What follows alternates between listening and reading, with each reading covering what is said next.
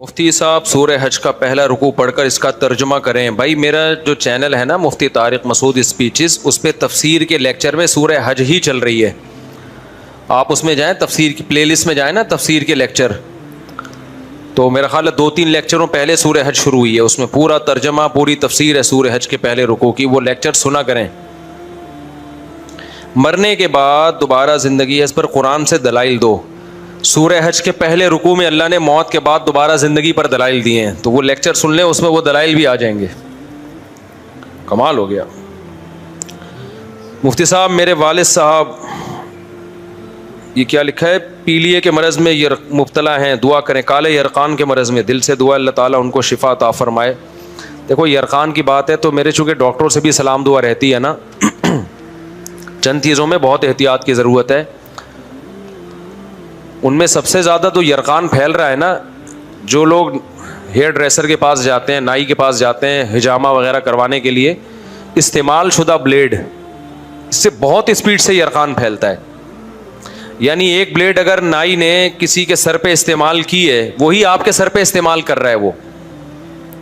تو اگر کسی ایسے شخص کے سر پہ استعمال کر لی جس میں ہیپاٹائٹس کے جراثیم تھے، تو فوراً وہ آپ کے بلڈ میں منتقل ہوں گے. تو جب بھی آپ نائی کے پاس جایا کریں، ہیئر ڈریسر کے پاس جایا کریں، اس کا اہتمام کیا کریں کہ بلیڈ چینج، نیا بلیڈ چینج کر رہا ہے کہ نہیں کر رہا. یہ اپنے ساتھ لے جائیں بلیڈ، بھائی یہ والا بلیڈ ہے استعمال کر دو. سمجھ رہے ہیں کہ نہیں سمجھ رہے؟ یہ بہت تیزی کے ساتھ بلیڈ کے ذریعے پھیلتا ہی ہے. مفتی صاحب کیا جنت میں تمام پیغمبروں کے ساتھ سب ایمان والے رہیں گے، یا پیغمبروں کی جنت الگ ہوگی، نبیوں کی الگ ہوگی؟ یار مجھے ذرا پانی دے دیے گا وہاں سے ایک گلاس بھر کے، جزاک اللہ.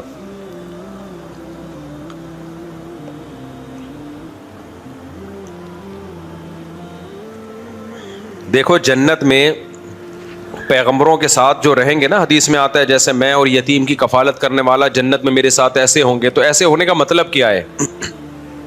جس کا جتنا بڑا مقام ہوگا اس کو اتنی ہی زیادہ پیغمبروں کی زیارت نصیب ہوگی، اللہ کی بھی اور پیغمبروں کی بھی. تو یہ مطلب ہے ساتھ رہنے کا جتنا زیادہ ہوگا. اس کی مثال ایسے ہے جیسے آپ کے کوئی استاذ ہوتے ہیں، کوئی بڑے ہوتے ہیں، گھر تو سب کا الگ الگ ہوتا ہے، لیکن آپ نے دیکھا ہوگا جو خاص لوگ ہیں وہ اکثر قریب قریب گھوم رہے ہوتے ہیں. گھر سب کا دور ہوتا ہے، الگ، ہر آدمی کا اسٹے اپنی جگہ پہ ہوتا ہے، لیکن کسی کو بڑے آدمی کے ساتھ زیادہ قرب ہوتا ہے، کسی کو اور زیادہ قرب ہوتا ہے، کسی کو کبھی کبھار ملاقات ہوتی ہے. تو جنت میں جس کا جو درجہ ہوگا اس کو اسی حساب سے اللہ کی بھی زیارت نصیب ہوگی اور پیغمبروں کا بھی قرب نصیب ہوگا.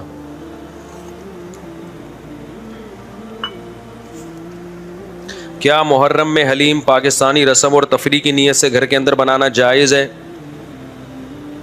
اچھا دیکھو، دو چیزیں ہوتی ہیں. ایک ہے بدعت. بدعت کہتے ہیں ثواب کی نیت سے یا مذہب سمجھ کے کوئی کام کرنا. تو محرم میں اگر کوئی ثواب سمجھ کے حلیم بناتا ہے تو یہ تو بدعت عمل ہے. اور اگر کوئی انٹرٹینمنٹ کے لیے بناتا ہے کہ سارے بنا رہے ہیں تو یار چلو حلیم کا موسم چل رہا ہے تو چلو ہم بھی بنا لیں، تو اس کو بدعت نہیں کہیں گے ہم، کیونکہ بدعت کہتے ہیں مذہب سمجھ کے کوئی کام کرے نا. انٹرٹینمنٹ کے لیے تو آپ حلیم بھی بنا سکتے ہیں، آپ محرم میں بھی بنا سکتے ہیں، سفر میں بھی بنا سکتے ہیں، کبھی بھی بنا سکتے ہیں. لیکن بات یہ ہے کہ اگر آپ انٹرٹینمنٹ کے لیے محرم میں حلیم بنا رہے ہیں، اس میں برائی یہ ہے کہ تائید ہو رہی ہے بدعت کی. اس سے تائید کس کی ہو رہی ہے؟ بدعت کی تائید ہو رہی ہے. کیونکہ بہت سے لوگ اس کو محرم کے میں ثواب سمجھ کے کرتے ہیں کہ بھائی محرم میں، کیونکہ ہم بھی بچپن میں جب حلیم کھایا کرتے تھے نا، تو وہ حلیم یہ نیت سے بنا کرتا تھا کہ امام حسین جو تھے وہ کربلا میں بھوکے پیاسے شہید ہوئے، تو اب ہم نے اس دن کیا کرنا ہے، لوگوں کو کھلانا ہے تاکہ وہ جو ہے صدقہ کریں اور ان کی یاد تازہ کریں. تو یہ تو بدعت عمل ہے.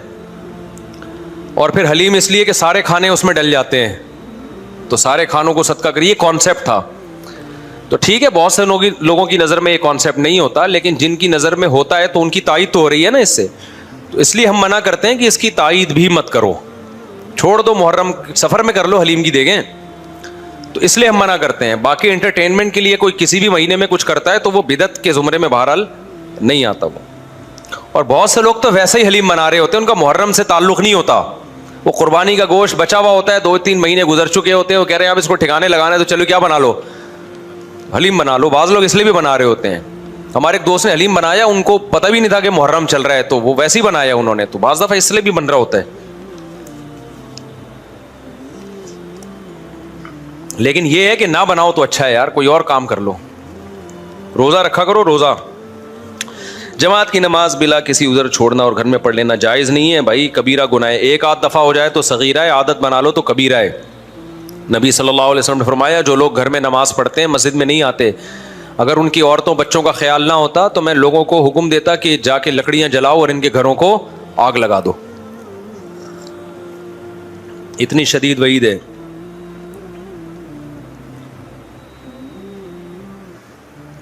دیکھو یہ جو کسی نے بلوچستان کے متعلق سوال پوچھا ہے نا, اس میں جب تک مکمل نالج نہ ہو تو تبصرہ نہیں کرے انسان. اگر میں اس بارے میں کوئی تبصرہ کروں گا تو جن کے پاس مکمل نالج نہیں ہے ان کو اعتراض ہوگا پھر اس کے اوپر. تو ایسی چیزوں کو پھر اوپنلی بیان نہیں کیا جا سکتا جس میں لوگوں میں ظرف نہ ہو برداشت کرنے کا. سمجھتے ہیں؟ مبشر کے والد نسیم احمد کی طبیعت خراب ہے, ان کے لیے دعا کریں, دل سے دعا, اللہ شفا عطا فرمائے. یہ کیا لکھا بھائی جی, فیملی کے ساتھ چھٹیوں میں لڈو کھیلا جا سکتا ہے؟ لڈو تو چھٹیوں کے بغیر بھی کھیلا جا سکتا ہے, لڈو میں کیا یار. فیملی کے ساتھ کچھ بھی کھیل کھیل لو بھائی, اس سے وہ ٹھیک ہے, کیونکہ وہ محبت بڑھتی ہے. گھر میں فیملی کو ٹائم دو, کسی بھی حوالے سے دے دو, جا کے کیرم بورڈ ہی کھیل لو بچوں کے ساتھ, بیگم کے ساتھ لڈو کھیل لو.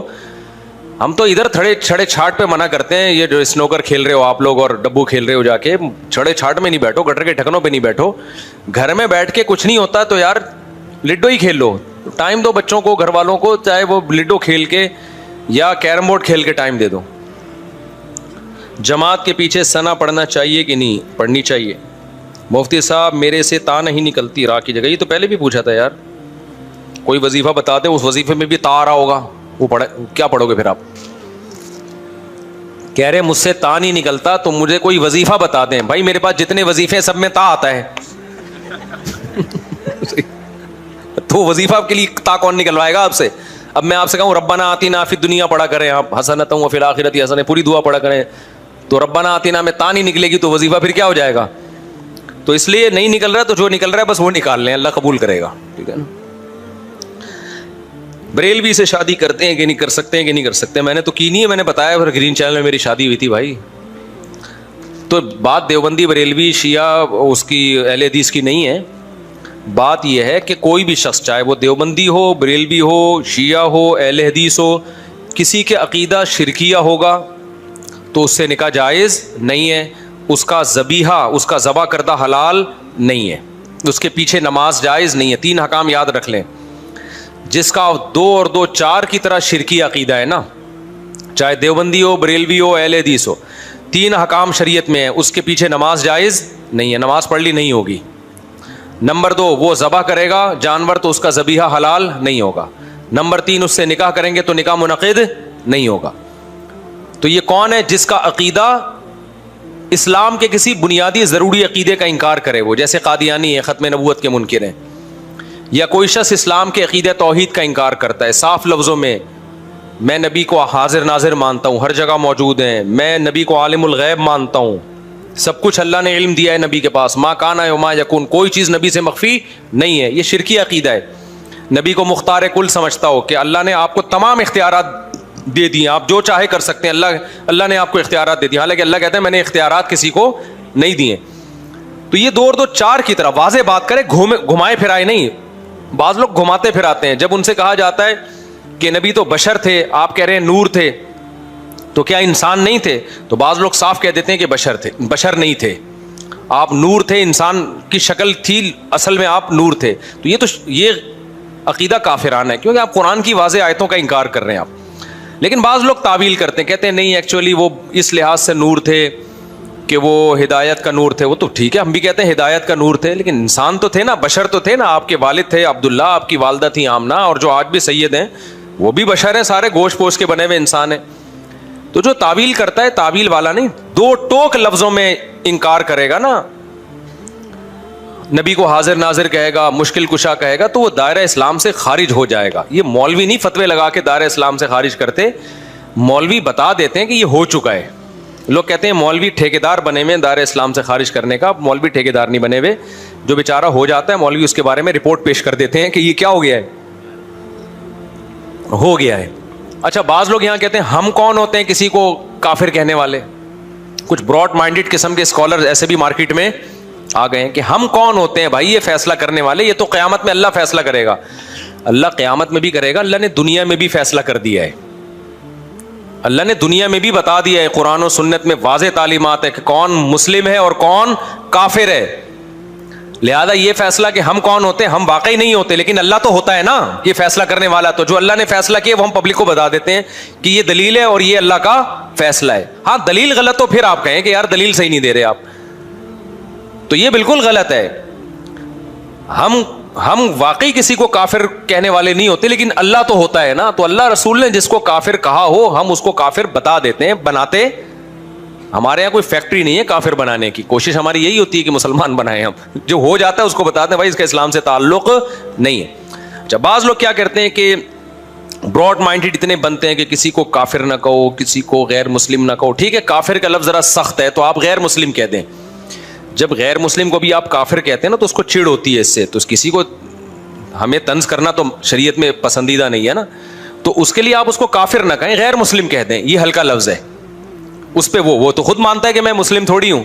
یہ ایک الگ بات ہے کہ ہم کافر کو کافر کے بجائے ہم کیا کہیں گے, ایک ادب تمیز کا لفظ استعمال کریں گے, بھائی یہ غیر مسلم ہے. جیسے قرآن نے بھی اہل کتاب کو اہل کتاب کہا, ایک رسپیکٹ دی نا ان کو, لیکن یہ تو نہیں کہا کہ یہ مسلم ہے, یہ تو نہیں کہا نا.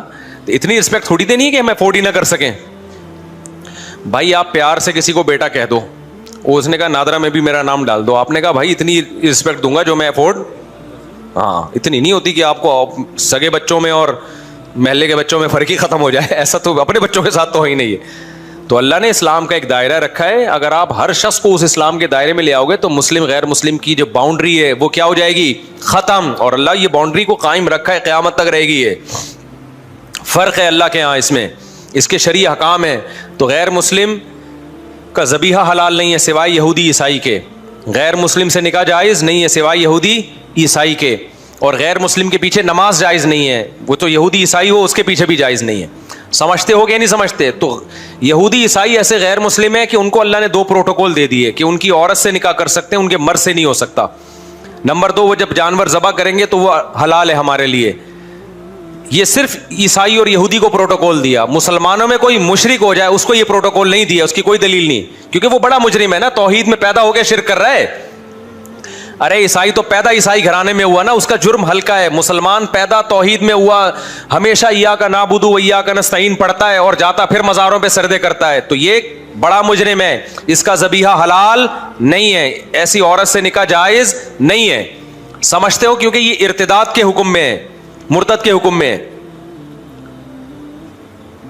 اب کیا مسئلہ ہے کہ یہ جو اسلام کے دائرے میں لوگوں نے کہا ہے کہ بھائی ہم نے جوڑ پیدا کرنے کے لیے اب ہر ایک کو ہم مسلم ہی سمجھیں گے یا سب کے پیچھے نماز جائز ہے, یہ بھی غلط ہے. بعض لوگ یہ کہتے ہیں نماز ہم تو بھائی ہر ایک کے پیچھے پڑھ لیتے ہیں, ہمیں اس سے کوئی غرض نہیں, ہم براڈ مائنڈڈ لوگ ہیں. تو براڈ مائنڈڈ بننے کی بھی ہمیں اتنی اجازت ہے جتنی شریعت نے اجازت بولو دی. نہ اتنے کڑوے بنو کہ لوگ تھوکنا شروع کر دیں, نہ اتنے میٹھے بنو کہ لوگ نگلنا شروع کر دیں. ہمارے ابا کا ملفوظ ہے یہ. وہ ہوا یہ تھا کہ ایک انٹی آ کے نا ہمارے گھر میں بیٹھی رہتی تھی 24 گھنٹے, ہماری والدہ کی دوست بن گئی تھی وہ. اب میری والدہ کی طبیعت میں سخاوت تھی, کھلاتی پلاتی بہت تھی, قرضے لے کے کھلاتی تھیں. جب انتقال ہوا ہے تو ٹھیک ٹھاک قرضہ والدہ پہ چڑھا ہوا تھا, تو ان کی عادت تھی بس قرضے لے کے کھلاتے رہو. جو پیسے مانگنے آ رہے ان کو پیسے دے دیتی تھی. خرچہ کس کا ہو رہا تھا؟ ابا کا. ٹھیک ہے, ابا کو ڈر گیا یار, اپنے خرچے پہ چلو سخاوت اچھی ہوتی ہے. والدہ کے پاس اپنا خرچہ بھی ہوتا تھا, اس میں بھی کرتی تھی. تو اب کیا ہوتا تھا, ایک انٹی آ کے ہمارے گھر میں بیٹھ گئی, وہ جا ہی نہیں رہی, ان کے مزے لگ گئے کہ یار فری پھوکڑ کا کھانا بھی آ رہا ہے, فری پھوکڑ کا. تو ہماری والدہ بھی پھر بڑی گپ شپ والی تھی. تو ابا نے 2-3 دن تو برداشت کیا. اس کے بعد ہمارے ابا ہماری والدہ کو لے کے بیٹھے, بولا بھائی یہ آنٹی کیا لگتی ہے آپ کی, 2-3 دن سے میں دیکھ رہا ہوں جب بھی گھر میں آؤ یہ بیٹھی ہوتی ہیں, تو ان کو بولو پتلی گلی سے نکلو بھائی, اپنے گھر جاؤ, یہ کوئی گھر بار نہیں ہے کیا؟ والدہ نے کہا اصل میں دیکھوں میں ان کو اب کیسے بولوں کہ آپ چلی جائیں, اب یہ آ جاتی ہے بیچاری, میں کیسے منع کروں. اس وقت میرے والد صاحب نے کہا بھائی وہ ہمیں نصیحت یاد رہ گئی, نہ اتنے میٹھے بنو کہ لوگ کھانا شروع کر دیں. آپ کے اخلاق اتنے اچھے ہو گئے, سارے محلے والے آپ کے گھر میں آ کے بیٹھ گئے جی, کہ مفتی صاحب تو کبھی نو کرتے ہی نہیں ہے نا, بھگاتے ہی نہیں ہیں, اور نہ اتنے کڑوے بنو کہ لوگ آپ سے نفرت کرنا شروع کر دیں. کیا آپ نے مسافہ کرنا بھی چھوڑ دیا؟ دور سے جا رہا ہے تو آپ گالیاں دینا شروع کر دی آپ نے, دفعہ ہو یہاں سے, تاکہ آئے نہیں قریب آپ کے. تو یہ میرے والد صاحب کے بڑے, اور والد صاحب تھے بھی پریکٹیکلی ایسے ہی تھے وہ, یعنی وہ عملی زندگی میں بھی اسی طرح ہی تھے. نہ اتنے میٹھے بنے کہ لوگوں نے کھانا شروع کر دیا, نہ اتنے کڑوے بنے کہ لوگ بھاگنا شروع ہو گئے, کہ نفرت کرنا شروع کر دی. تو یہاں بھی مذہب کے معاملے میں بھی ایسا ہے بھائی, کہ ہم غیر مسلم کے معاملے میں نہ اتنے میٹھے بنیں گے کہ غیر مسلم کو بھی مسلم کہنا شروع کر دیں ہم, اور ہم کہیں جو شخص بھی اسلام کی طرف نسبت کر دے, کوئی ختم نبوت کا انکار کرے, ہم براڈ مائنڈیڈ بنے. کوئی بات نہیں یار, انکار ہی کیا ہے نا, اللہ خود پوچھ لے گا, یہ ہمارا مسلم بھائی ہے. کوئی کہے کہ نبی صلی اللہ علیہ وسلم عالم الغیب ہیں, مختار کل ہیں, مشکل کشا ہیں, کہ نہیں یار, ہم کسی کو کافر نہیں کہہ سکتے. ہم سب کے پیچھے نماز پڑھ لیں گے. اس کا مطلب آپ اتنے میٹھے بن گئے ہو کہ اب لوگ آپ کو کھانا, اور آپ کو نہیں کھائیں گے, اسلام کو کھانا شروع کر دیں گے. توحید اور غیر توحید میں فرق کیا ہو جائے گا؟ ختم. جب سب کے پیچھے نماز ہوگی تو کل پھر اتنے براڈ مائنڈیڈ بنیں گے کہ ہندو بھی مسجد بنا کے کھڑا ہو جائے گا. ہندو کے پیچھے بھی ہو رہی ہے, پھر تو عیسائی کے پیچھے بھی ہو رہی ہے, پھر تو یہودی کے پیچھے بھی ہو رہی ہے, پھر تھوڑے دنوں میں مسجد اور مندر کے نام چینج ہو جائیں گے. مسجد کو لوگ پیار سے مندر کہیں گے, مندر کو لوگ پیار سے کیا کہیں گے؟ مسجد کہیں گے. یار ان چیزوں میں کچھ نہیں رکھا. جب علماء کہیں گے نا, کہتے ہیں نہیں براڈ مائنڈیڈ بنو. تو یہ براڈ مائنڈیڈ, دیکھو انگریز جو براڈ مائنڈیڈ آج بنا ہوا نا, ابا لیس ہو گیا, یہ براڈ مائنڈیڈ ہونے کی وجہ سے. وہ نا تو اتنی جلدی نہیں ہوا ہے. شروع میں انہوں نے کیا کہا, پردے کو ختم کیا اپنی سوسائٹی سے. پھر انہوں نے نکاح کے نظام کو ختم کیا, girl friend boy friend system آیا. پھر ہوتے ہوتے ابا مارکیٹ سے آہستہ آہستہ شارٹ ہو گئے. پھر اتنے براڈ مائنڈیڈ بنے کہ لڑکی لڑکے کا فرق ختم, ہومو سیکچولیٹی کو, LGBT کے بعد کیو آیا, پھر کیو کے بعد بھی اتنی چیزیں آ گئی ہیں نا, پوری حروف تہجی انگلش کی ختم ہو جائے گی.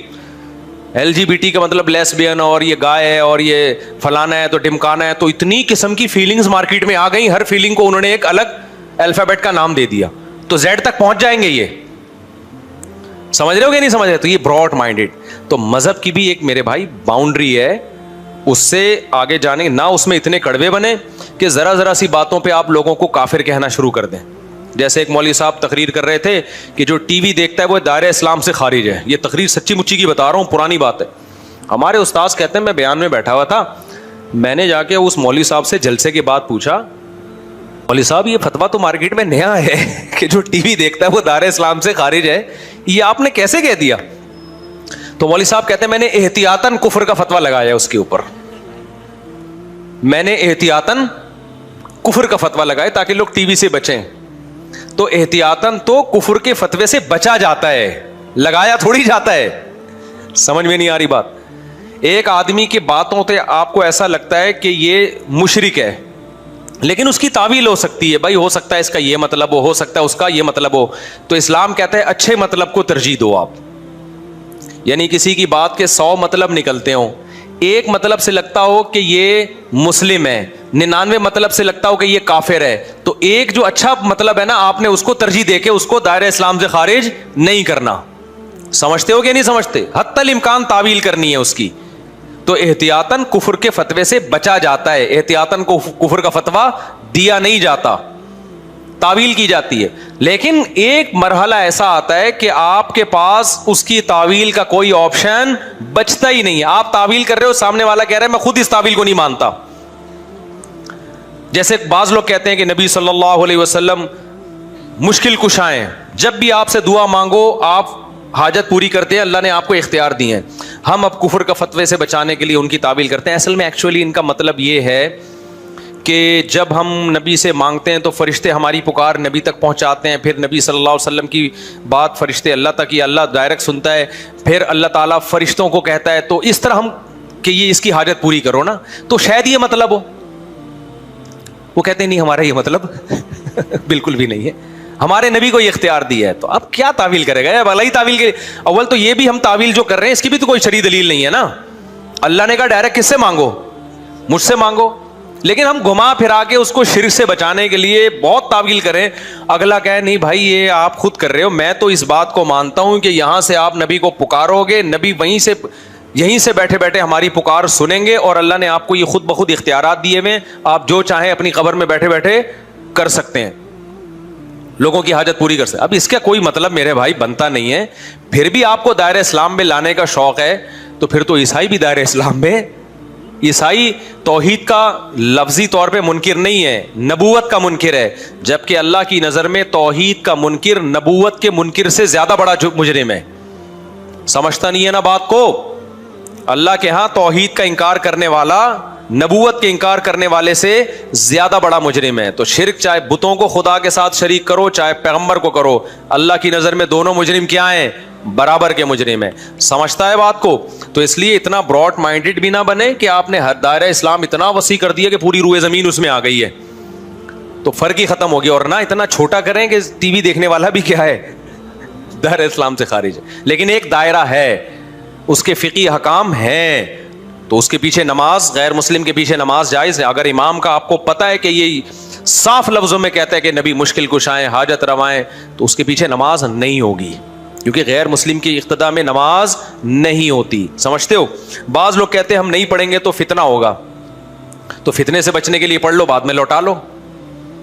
یہ براڈ مائنڈڈ ہے. ہم کہتے ہیں کڑوے نہ بنو کہ لوگ تھوکنا شروع کرتے ہیں, وہاں جا رہا ہے ادھر جماعت ہو رہی, ادھر اپنی الگ سے نماز پڑھ رہے, تو پبلک پکڑ کے کوٹ دے گی تمہیں. پبلک کیا کرے گی؟ پکڑ کے کوٹ دے گی. اور پھر آپ کو حق پرستی کا بھی شوق ہے, آپ لوگ کہہ رہے ہیں بھائی ہاں امام کے پیچھے نہیں پڑھ رہے, کہہ رہے ہیں ان کا عقیدہ شرکیہ ہے, یہاں فتنہ پھیلے گا. تو بھائی چھوڑ دے, اپنی نماز پڑھ, پتلی گلی سے نکل, تو کیا یا ٹھیک کرے گا کیا عقیدہ کسی کا کے؟ اچھا میرے بھائی, اور سارے بریلوی ایسے نہیں ہوتے کہ وہ صاف لفظوں میں شرک کرتے ہوں. یہ ہمارا تجربہ مشاہدہ ہے. بریلویوں میں بھی ہر طرح کے لوگ ہیں, معتدل بھی ہیں اور غالی بھی ہیں. تو معتدل بھی ہیں ان میں بہت سے علماء. ہماری چونکہ اب جب مشہور ہوئے ہیں تو بہت سے علماء سے بات چیت بھی ہوئی ہے, تو وہ اس طرح کے نہیں ہیں جس طرح لوگوں نے فرض کر لیا کہ وہ سارے ہی مشرک ہوں گے یا ساروں کا عقیدہ شرکیہ ہوگا. ایسا نہیں ہے. ان میں بہت سے پڑھے لکھے ہیں, وہ شرکی عقیدوں کو نہیں مانتے وہ. اچھا بہت ہاں یوٹیوب پہ بھی آ رہے ہیں, میں نام لوں گا تو فائدہ نہیں ہے. بہت سارے ایسے ہیں جو میں خود ان کی بعض دفعہ کوئی اسپیچ آتی ہے, مجھے لگتا ہے بڑے اللہ نے ان کو علم دیا ہے اور بڑی زبردست بات کر رہے ہیں, لیکن ان میں بڑا مسئلہ یہ ہے کہ وہ کھل کے بتا نہیں سکتے اس عقیدہ توحید کو. ان کی عوام ان کو پکڑ کے کوٹے گی. جیسے اہل حدیث علماء میں بعض علماء ایسے ہیں جن کا عقیدہ 3 طلاقیں 3 ہوتی ہیں, لیکن وہ کھل کے بتا نہیں سکتے. جیسے حافظ زبیر علی زئی تھے, کھل کے نہیں بتا سکتے تھے وہ, کیونکہ اتنے انہوں نے فتوے دے دے کے 3 طلاقوں کو ایک کر کے کیا ہے نا, کہ وہ پھر اب اتنا زیادہ آپ آگے جا چکے ہیں ایکسٹریم لیول پہ, اب ریورس واپسی کا دروازہ بند کر لیا. تو اس لیے ایکسٹریم پہ جانا ہی نہیں چاہیے تھا نا. تو اب یہاں بھی ایسے ہی ہے, بعض بریلوی علماء ہیں جن کو پتہ ہے کہ یہ غلط ہو رہا ہے جو کچھ ہو رہا ہے.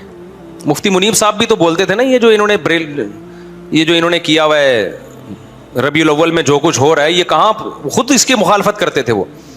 تو لیکن بعض ان کے اسکالرز ایسے ہیں کہ اب ان کو پتہ ہے ہم نے ذرا کھل کے بات کی تو پبلک نہیں چھوڑے گی. ہم شروع سے ہی ایک ٹریک پہ چل رہے ہیں. ایک بریلوی امام نے بتایا, بیچارے کے دل کی بات تھی, کہنے لگا یار یہ دیوبندیوں کے بڑے مزے ہیں بھائی. ہمارے دوست نے پوچھا کیوں؟ کہہ رہے ہیں یار امام آتا ہے, فرض پڑھا کے پتلی گلی سے نکل جاتا ہے, سنتیں گھر جا کے پڑھتا ہے, اس کی مرضی وہاں پڑھے یا گھر جا کے پڑھے. کہہ رہے ہیں ہم نے لوگوں کو ڈال دیا کہ پہلے فرض کے بعد ایک لمبی دعا پہلے ہوگی, پھر سنتوں کے بعد ایک الگ لمبی دعا ہوگی, تو ہمیں تنخواہ وہی مل رہی ہے جتنی دیوبندیوں کو ملتی ہے. ذمہ داری ہماری دیکھو, فرض کے بعد ہمیں پہلے لمبی دعا, اس میں غفار بھائی کا نام, یا اللہ یہ پنکھا وسیم نے لگایا اس کی مغفرت فرما دے, اپنے ابا کے لیے وسیم نے لگوایا, غفار بھائی نے یہ والا پنکھا لگوایا ان کی سال ثواب کے لیے. پھر یہ ثواب بھی دیکھو آج کل بعض ائمہ کہاں کہاں پہنچاتے ہیں. ثواب جب پہنچاتے ہیں, اللہ یہ جو ہم نے نماز پڑھی اور جو ہم نے روزہ رکھا ہے, ہم نے تلاوت کی, اس کا ثواب پہلے نبی صلی اللہ علیہ وسلم کو پہنچے, پھر نبی صلی اللہ علیہ وسلم کو ابراہیم علیہ السلام, موسیٰ علیہ السلام, یعقوب علیہ السلام, تمام پیغمبروں, آدم علیہ السلام سے ہوتا ہوا تمام صحابہ, تابعین, تبع تابعین, غفار بھائی اور ان کے والدین, اور وسیم بھائی جنہوں نے پنکھا لگایا ان کے والدین, اور یا اللہ یہ تمام جتنے بھی لوگوں نے ہماری مسجد کے ساتھ تعاون کیا, یا اللہ تمام کے مرحومین مرحومات اور پتہ نہیں مغفورین مغفورات, اور مرد اور خواتین, اور جو زندہ ہیں اور جو آ چکے جو آئیں گے, اتنی ڈیٹیل کے ساتھ ثواب پہنچایا جاتا ہے. میں نے دیکھا بعض ائمہ کو نا اتنی تفصیل سے ثواب پہنچاتے ہیں کہ اللہ کی پناہ بھائی. ایک ہی دفعہ پہنچا سکتا ہے آدمی کے پاس، دوبارہ ایسا ثواب گھر گھر دستک دے کے پہنچانے کا جو ثواب کا انتظام ہے نا، ایسا لگتا ہے ثواب شاپر میں ڈال کے جتنے بھی مرحومین ہیں الگ الگ ہر ایک کی قبر پہ نوک کر کے اس کو پہنچایا جا رہا ہے۔ تو بھائی اتنی ڈیٹیل سے ثواب پہنچانے کی ضرورت ہمیں، دیکھو ہم کیسے ہم سنت کو فالو کر رہے ہیں نا۔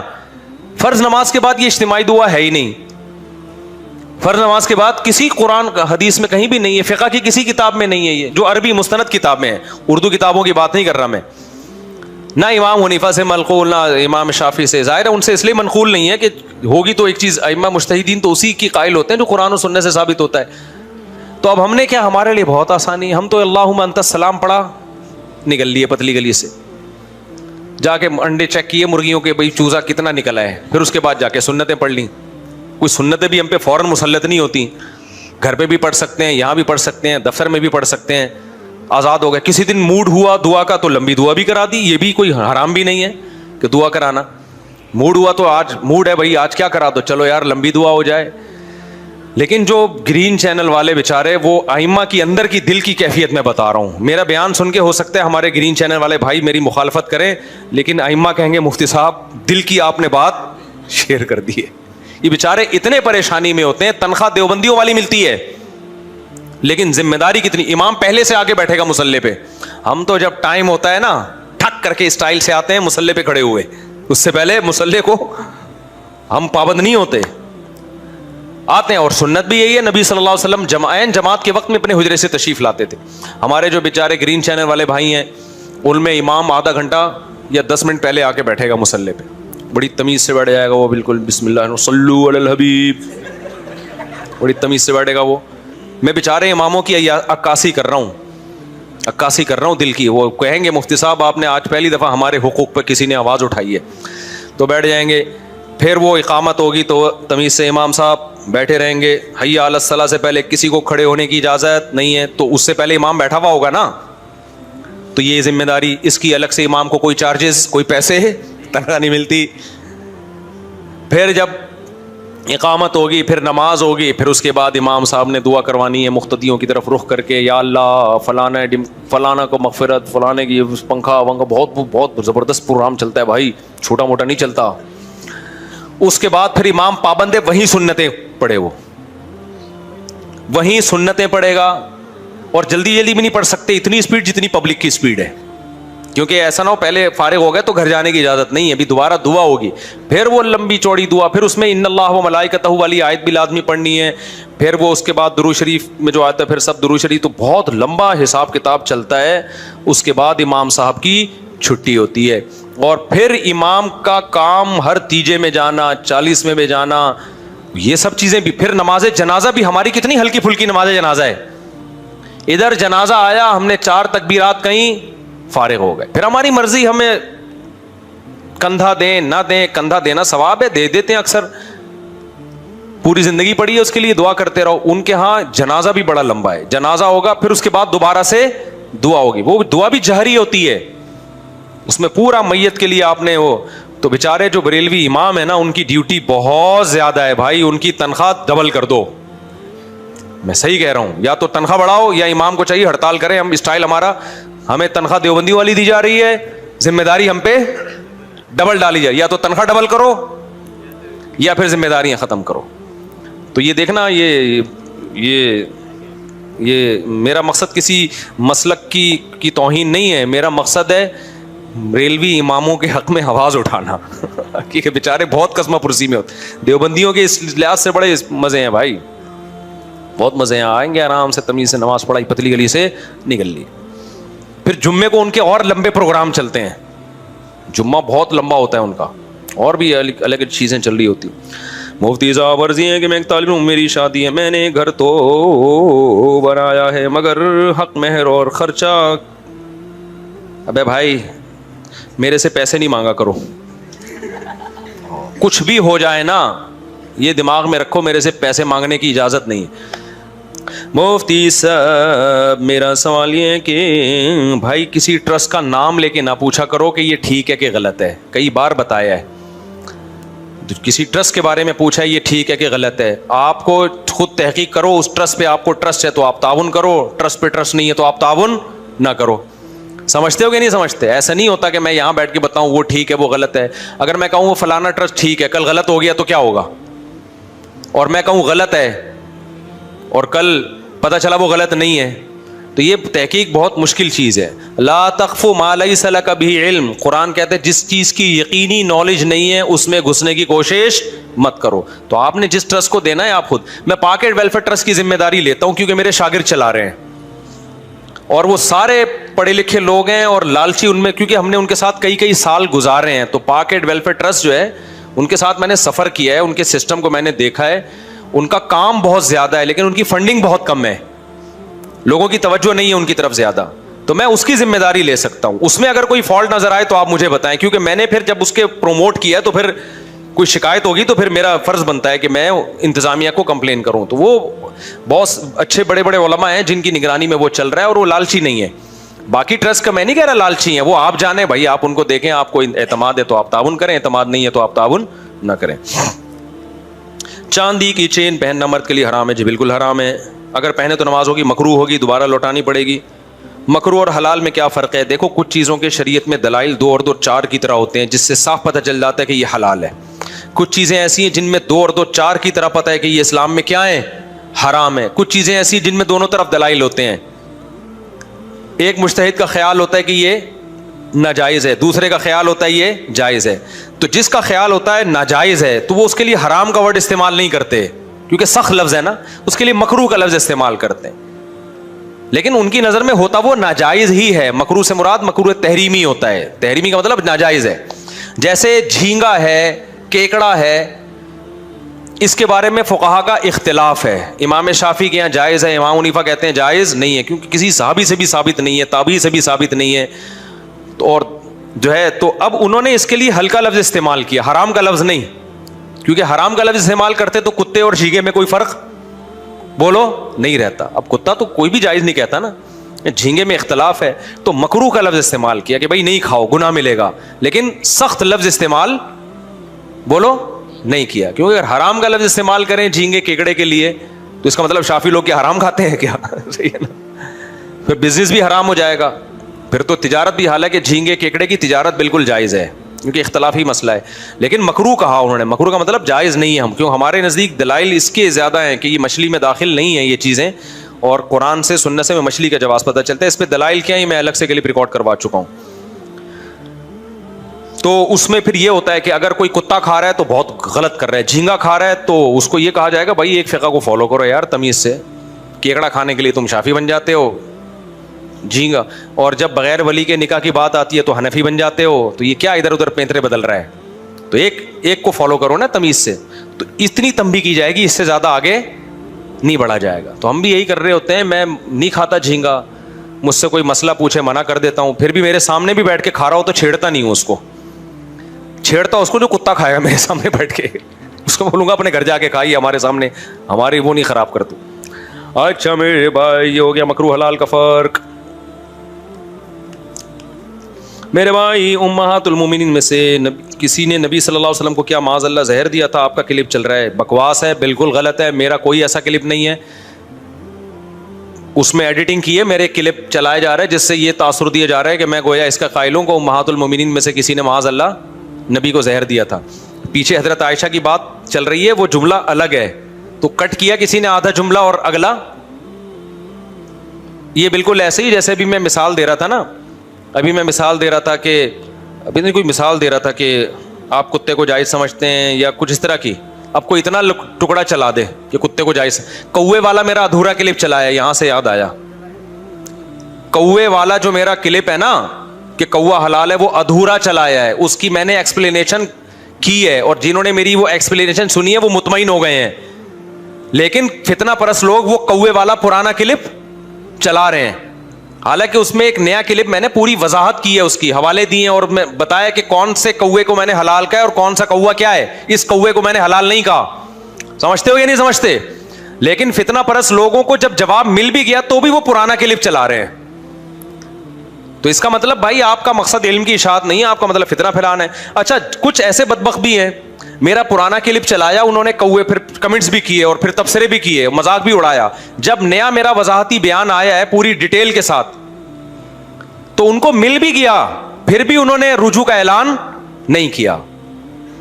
پھر بھی حالانکہ ان کا یہ فرض بنتا تھا کہ یار ہم نے مفتی صاحب کا مذاق اڑایا, اب دیکھو ان کا یہ بیان آیا ہے, تو ہمیں اس سے پتہ چلتا ہے پرانا بیان سمجھنے میں غلطی ہوئی تھی, یہ ہے, تو میں اپنے الفاظ واپس لیتا ہوں. لیکن کوئی بھی ایسا نہیں ملا جو اپنے الفاظ واپس لے رہا ہو. تو اس کا مطلب یہی ہے کہ علم کی اشاعت نہیں, ایک دوسرے کو نیچا دکھائیں. یوٹیوب پہ نا ایک جنگ چل رہی ہے ایک دوسرے کو نیچا دکھانے کی, کشتی ہے, اکھاڑا ہے. تو یہ علمی میدان ہے بھائی, اکھاڑے کا میدان تھوڑی ہے یہ. اچھا میرے بھائی, کلپ چل رہا ہے شاید ایڈیٹنگ کی ہے. جی ہاں ایڈیٹنگ کی ہے, شاید نہیں یقینی. امہات المومنین تو ہمارے ایمان کا حصہ ہیں بھائی, ہماری مائیں, ہمارا ایمان ہے. نبی کی زوجات کیا ہیں؟ ہماری مائیں ہیں. تو ہم تو سوچ بھی نہیں سکتے. یہ تو بہت ہی کوئی بدبخت ہوگا جو اپنی ماں بھی مانے اور پھر الزامات بھی لگائے. قرآن نے صاف کہہ دی نا, وَأَزْوَاجُهُ أُمَّهَاتُكُمْ, ان کی بیویاں کیا ہیں؟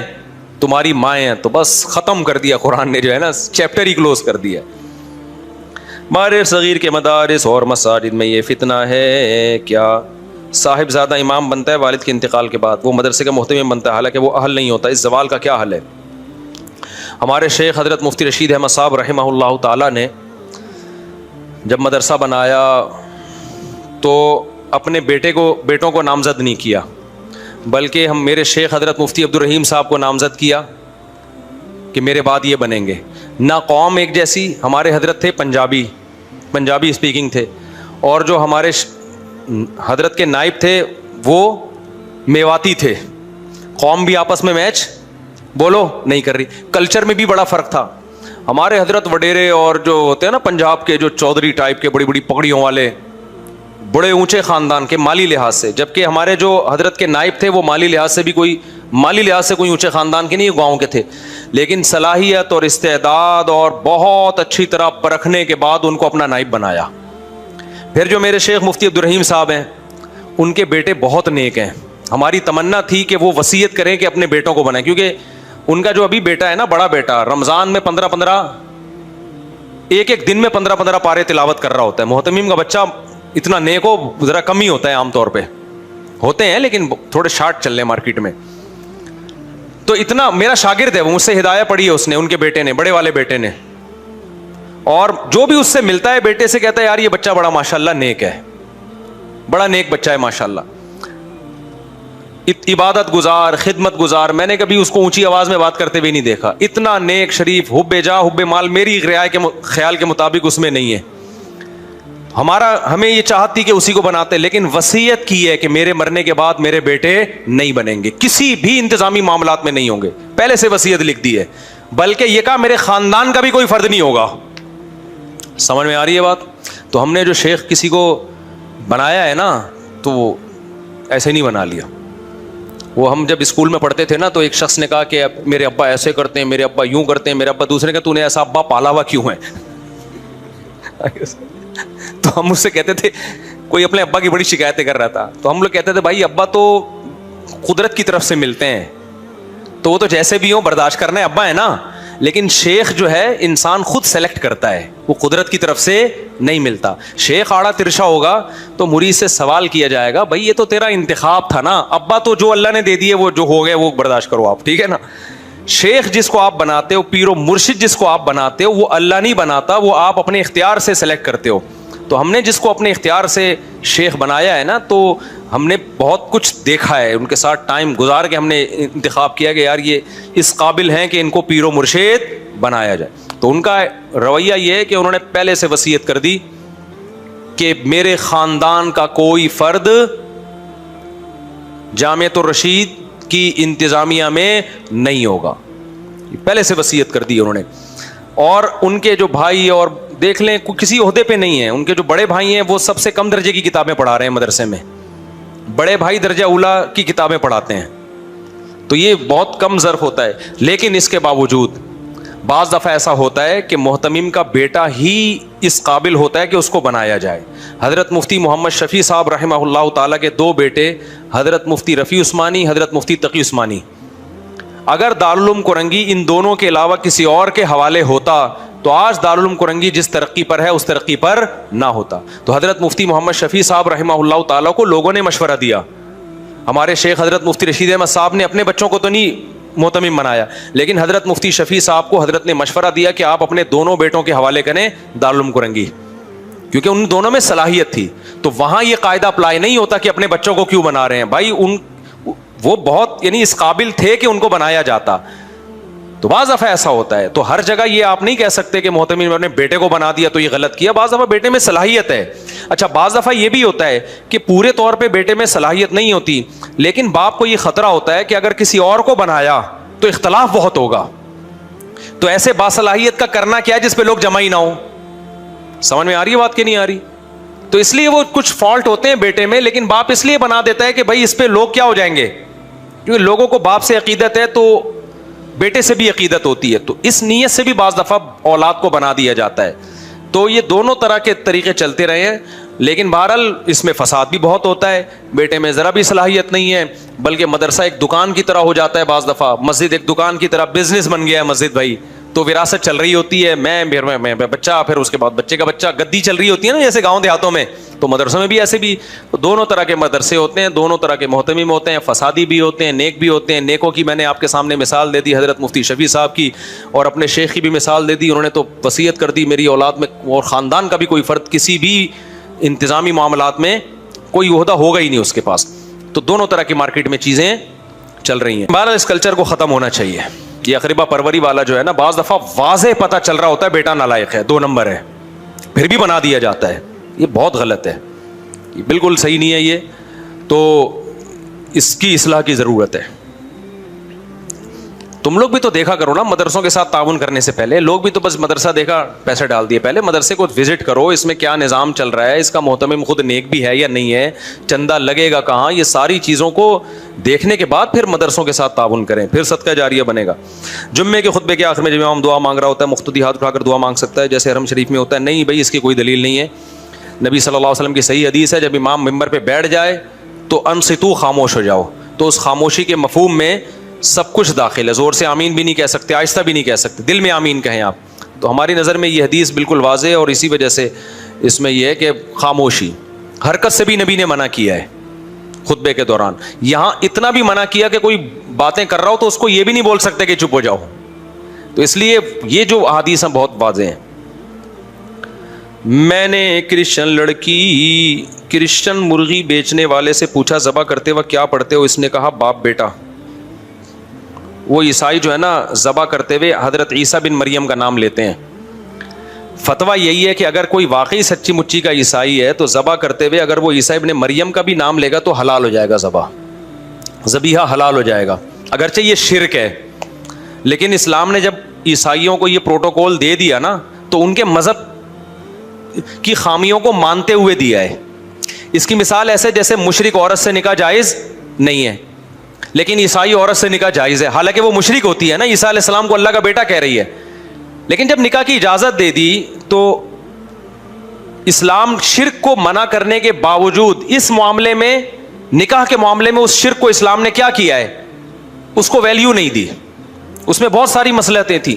تبھی قرآن میں جہاں یہودی عیسائی عورت سے اللہ نے نکاح کی اجازت دی ہے وہاں اللہ نے یہ بھی کہا وَمَن يَكْفُرْ بِالْإِيمَانِ فَقَدْ حَبِطَ عَمَلُهُ, کہ اگر کوئی کافر بن جائے گا نا اس کا اعمال برباد ہو جائیں گے. کیا مطلب, ہم تمہیں جو نکاح کی پرمیشن دے رہے ہیں اس کا مطلب یہ نہیں ہے کہ ان کے مذہب کو تم قبول کر لو یا ان کے شرک کو تم ذہنی طور پہ مان لو.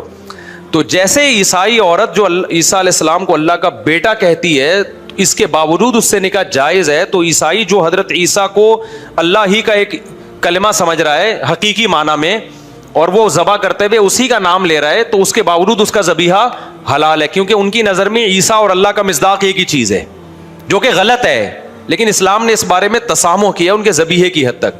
پھر بھی احتیاط اسی میں ہے کہ مسلمان قصائی کیا مر گئے ہیں کیا, جو اتنے ٹیکنیکل طریقے سے جا کے وہ باپ بیٹا بھی کہہ رہا ہے اور آپ ذبح بھی یعنی کر رہے کھا رہے ہو. تو یہاں جہاں ضرورت ہوگی تو کر لو, ورنہ اللہ اکبر پڑھنے والے کیا مارکیٹ سے شارٹ ہو گئے ہیں. دوسرا, اس عیسائی کو آپ یہ کہہ دیں کہ بھائی تو باپ بیٹا کہہ لینا, عیسائیوں کے لیے جب تو ذبح کرے تو باپ بیٹا کہہ لینا, ہمارے لیے ذبح کر تو کیا کر لے, اللہ کو تو عیسائی بھی مانتا ہے نا, تو خالی اللہ کا نام لے لے بھائی. تو یوں کہتے بسم اللہ اللہ اکبر, تیرا کیا جا رہا ہے, ورنہ ہم تجھ سے گوشت لینا چھوڑ دیں گے. اس کو ترغیب دے دیں نا بھائی. عیسائی بسم اللہ اللہ اکبر کا منکر تو نہیں ہے نا, اگر وہ ذبح کرتے ہوئے اللہ اکبر کہہ دے گا تو یہ اس کے عقیدے کے خلاف تھوڑی ہو جائے گا, تو آپ اس کو بولے تو باپ بیٹا کرتا رہے بیٹھ کے دوسروں کے لیے. ہمارے لیے جب تو مرغی ذبح کر تو کیا بول دے منہ سے؟ اللہ اکبر بول دے, ہم خوش ہو جائیں گے, ہماری مرغی بالاتفاق حلال ہو جائے گی, ٹھیک ہے نا, تیرا کوئی نقصان نہیں ہے. غیرت کے بھی تو کچھ مسائل ہوتے ہیں نا, ہم تو باپ بیٹا نہیں سمجھتے بھائی. اللہ لم یلد ولم یولد, اللہ نے نہ کسی کو جنا نہ وہ کسی سے جنا گیا. مرغی کھانے کے لیے آپ باپ بیٹے پہ کیسے کمپرومائز کر سکتے ہو؟ تو آپ اس کو بول دو یار تو اللہ اکبر کہہ دیا کر ہمارے لیے. ہمارے بڑے صغیر کے مدارس اور مساجد میں اتنا ہے کہ ضرور صاحب زیادہ امام بنتا ہے, یہ وہ نے بتا دیا. اور کوئی بھائی کسی کا سوال ہو؟ جی بیٹا جلدی سے شاباش پوچھو, پھر مجھے بھی جانا ہے. ہاں 4 مہینے میں واپس آتے تھے. تو تبلیغ میں بھی جب سال کے لیے نکالتے ہیں تو بہت ساری اس میں تفتیشات ہوتی ہیں. پہلے گھر کے حالات پوچھے جاتے ہیں کہ فتنہ تو نہیں ہوگا, یہ ساری چیزوں کا خیال کیا جاتا ہے. ہاں ہاں جی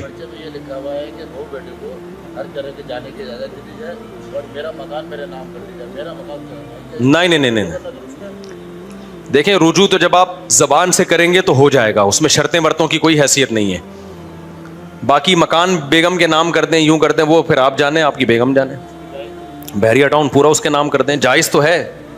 اس کے بعد اب مجھے نہیں پتا ہوگا کہ آپ کے ساتھ اگر عزت دار عورت ہے, اچھے خاندان کی ہے, تو شوہر کی قدر کرے گی کہ میرے میاں نے مجھے پورا بحریہ ٹاؤن دے دیا, اب تو میں اس میاں کو کبھی چھوڑ کے نہیں جاؤں گی, اس کے قدموں میں گھر بساؤں گی. خاندانی ہوگی تو احسان کی قدر کرے گی. غیر خاندانی ہوگی تو بولے گی اب تو بحریہ ٹاؤن آ گیا بھائی, اب کیا پتلی گلی سے نکلو. تو اب آپ کی بیگم خاندانی ہے کہ غیر خاندانی, یہ آپ زیادہ جانتے ہیں. ارشاد. جی مسجد نبوی میں مولوی صاحب سے آگے جو لوگ نماز پڑھتے ہیں, وہاں مسجد نبوی میں بورڈ لگے ہوئے ہیں کہ نماز نہیں ہوتی, تو وہ نماز نہیں ہوگی. دہران لینی چاہیے نہیں, لازم ہے. جو آگے پڑھے گا اس پہ لازم ہے, جو پیچھے پڑھے گا اس پہ لازم نہیں ہے.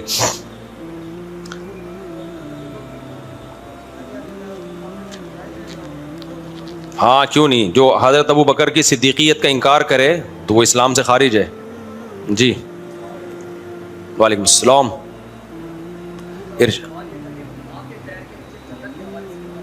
جی جی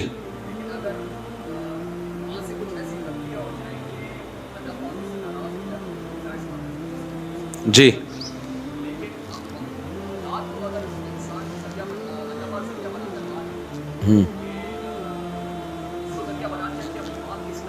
جی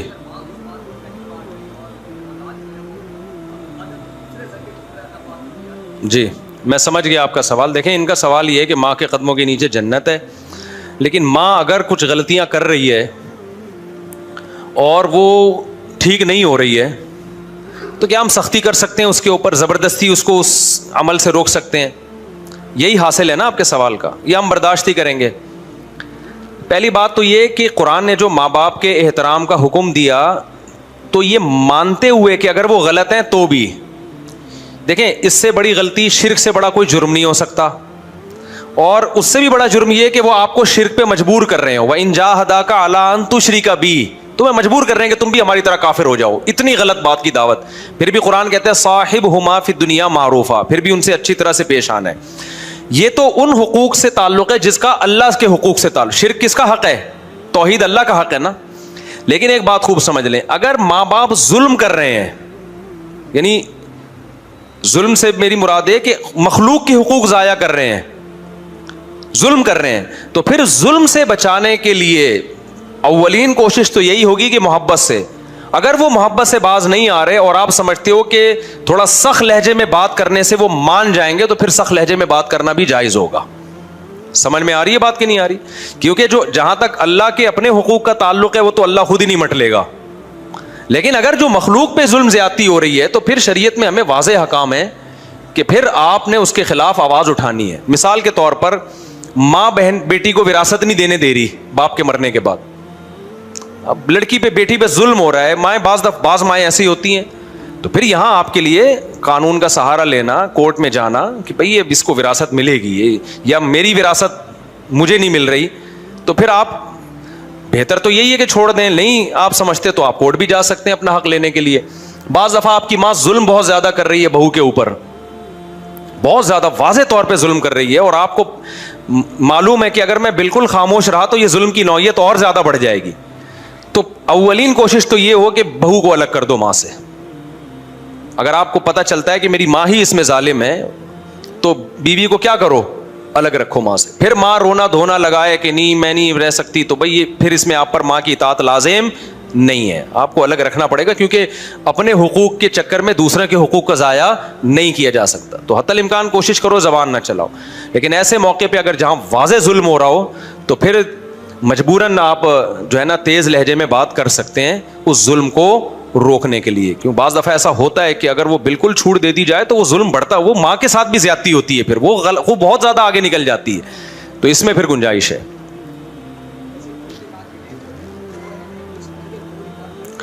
ہاں, اہل حدیث 2 رکعت پہ سلام پھیر کے 3 رکعت پڑھتے ہیں, اور وہ کہتے ہیں کہ جو حناف جس طریقے سے پڑھتے ہیں کسی حدیث میں نہیں ہے. یہ عجیب بات آپ کو بتاؤں کہ جس طرح سے حناف پڑھتے ہیں نا 3 رکعتیں, حدیثوں میں یہی ملے گا آپ کو بہت زیادہ.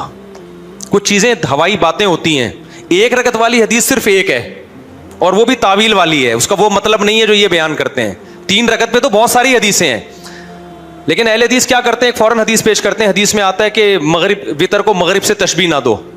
اب ایک بتاؤ, حضرت عائشہ بھی بتا رہی ہیں, ام سلمہ بھی بتا رہی ہیں, نبی 3 رکعت وتر پڑھتے تھے. بہت ساری حدیثوں میں آ رہا 3 پڑھتے تھے, 3 پڑھتے تھے, 3 پڑھتے تھے. دوسری حدیث میں آ رہا ہے مغرب کے مشابہ نہ کرو. تو اس سے صاف پتہ چلتا ہے کہ اس کا یہ مطلب نہیں ہے کہ 1 رکعت پڑھو, اس کا مطلب ہے کمپلیٹلی مغرب جیسی نہیں ہونی چاہیے. تو ہم بھی کہتے ہیں کہ مغرب کی تیسری رکعت میں صرف فاتحہ پڑھی جاتی ہے, سورت نہیں ملائی جاتی, جبکہ وتر کی تیسری رکعت ایسے ہوگی جیسے مغرب کی پہلی رکعت ہے, اس میں فاتحہ بھی پڑھی جائے گی, سورت بھی ملائی جائے گی. مغرب کی نماز میں دعائے قنوت نہیں ہوتی, وتر میں دعائے قنوت بھی ہوگی. تو جب وتر میں آپ نے دعائے قنوت بھی پڑھ لی, تیسری رکعت میں فاتحہ کے بعد سورت بھی ملا لی, تو حدیث پر عمل ہو گیا کہ نہیں ہو گیا کہ مغرب سے مشابہ نہ کرو. اہل حدیث لوگ کہتے ہیں نہیں, جیسے جو ہم جس طرح سے کہہ رہے ہیں نا مشابہت نہ کرو, اس طرح سے مشابہت نہ کرو آپ. تو بھائی آپ کے مشورے پہ ہم کائنڈلی نہیں چلیں گے. ہمارے پاس بڑے بڑے مجتہدین ہیں تو حدیث کو ایکسپلین کرنے کے لیے. تو 3 رکعت میں بہت ساری حدیثیں ہیں, اور اس طرح سے تمام حدیثیں جمع بھی ہو جاتی ہیں. یہ جو 1 رکعت وتر والی حدیث ہے یہ واضح مفہوم نہیں ہے, کیونکہ حدیث میں آتا ہے کان نبی صلی اللہ علیہ وسلم یوتر بواحدۃ. یوتر بواحدۃ کا ایک مطلب یہ ہے کہ 1 رکعت وتر پڑھی. دوسرا مطلب حدیث ہی سے ثابت ہے کہ 1 رکعت کے ذریعے آپ نے ایون کو آڈ بنایا, جفت کو طاق بنایا, کیونکہ عربی میں وتر آڈ کو کہتے ہیں, سمجھ رہے ہو, جو 2 پہ تقسیم نہیں ہوتے, طاق کو کہتے ہیں. تو 1 رکعت کے ذریعے آپ نے کیا بنایا, 2 رکعتوں کو طاق بنائی, 2 کے بعد 1 رکعت ملائی تاکہ وہ جفت کے بجائے طاق نماز بن جائے. تو اس طرح سے تمام حدیثوں میں تطبیق ہو جاتی ہے. چلو بھائی,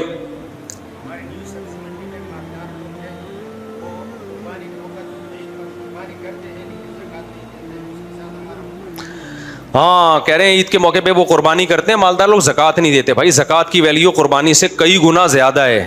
قربانی اسلام کا رکن تھوڑی ہے, جبکہ زکوٰۃ تو اسلام کا رکن ہے, نماز روزے کی طرح ہے. تو ان کو اٹھنا بیٹھنا تو اب اگر آپ ختم کریں گے تو پھر وہ زکوٰۃ نہیں دے رہا ہوگا, وہ وراثت نہیں دے رہا ہوگا, وہ نماز نہیں پڑھ رہا ہوگا, تو پھر 4 آدمی رہ جائیں گے جن کے ساتھ آپ کا اٹھنا بیٹھنا ہوگا.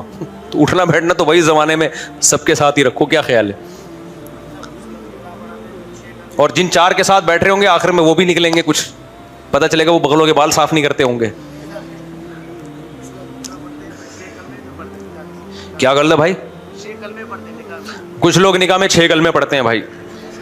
وہ امام صاحب دولہا کو کمپلیٹلی مسلمان بنا رہے ہوتے ہیں, انسان کا بچہ بنا رہے ہوتے ہیں. ویسے 6 کلمے ثابت نہیں ہے اس ترتیب کے ساتھ, لیکن یہ دعائیں حدیث سے ثابت ہیں جو 6 کلموں میں پڑھی جاتی ہیں. ان کے نمبر حدیث سے ثابت نہیں ہے. جی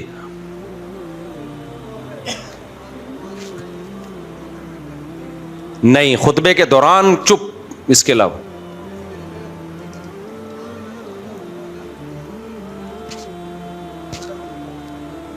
نہیں, وہ غلط ہے. ترکی میں بدعتیں بہت ہیں.